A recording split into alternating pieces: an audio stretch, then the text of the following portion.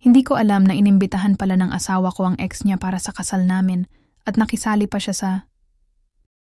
Pagkatapos ng kasal namin ng asawa ko, kami ang unang pumasok sa loob ng reception hall para mag-pictorial. Bago magsidatingan ng mga bisita, habang iniisa-isa namin ang mga mesa, napansin ko ang mga pangalan ng mga bisita na nakalista sa bawat table. Habang binabasa ko ang mga pangalan, napansin ko mula sa di kalayuan yung pangalan ng ex ng asawa ko sa isa sa mga mesa.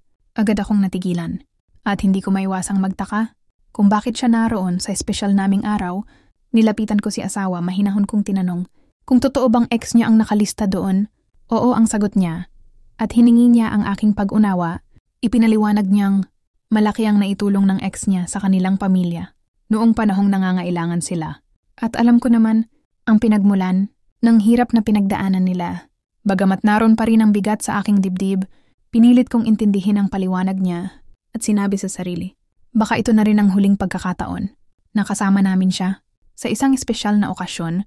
Habang patuloy kaming nagpipictorial, hindi ko maiwasang mapaisip kung ano ang magiging reaksyon ng ibang bisita kapag nakita nilang naroon ang ex ng asawa ko sa kasal namin. Sa kabila ng lahat, pilit kong pinanatili ang ngiti sa aking mukha. Ayokong masira ang araw namin dahil lamang dito. Pinili kong magpakatatag para kay asawa at sa aming mga panauhin. Kahit pa, sa loob-loob ko ay may kaunting pangamba at kaba nang nagsimula na ang programa sa reception at pumasok na ang mga bisita. Nakita kong nakaupo ang ex ng asawa ko sa mesa, kasama ang ilang pinsan niya. Kapansin-pansin ang pagiging komportable niya, na parang bahagi siya ng pamilya. Habang pinagmamasdan ko ang eksenang iyon, hindi ko maiwasang makaramdam ng kaunting selos. Pero tinanggap ko na lang sa sarili ko ang sitwasyon para hindi magulo.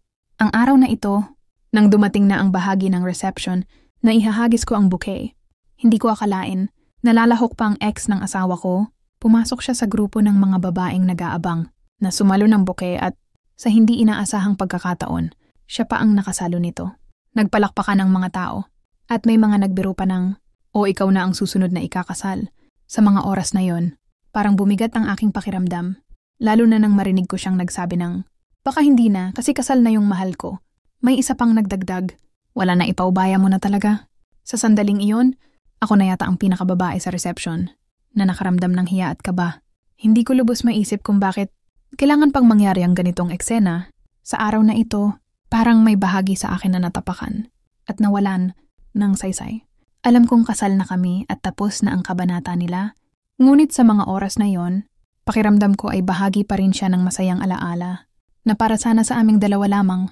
Bumalik sa akin ang pangamba na baka hindi lang sa araw na ito siya magiging bahagi ng mga mahahalagang okasyon sa aming buhay. Natatakot ako na sa mga susunod na taon, sa mga kaganapang ipagdiwang namin bilang mag-asawa, ay maaring naroon siya. Makikibahagi sa mga mahalagang araw namin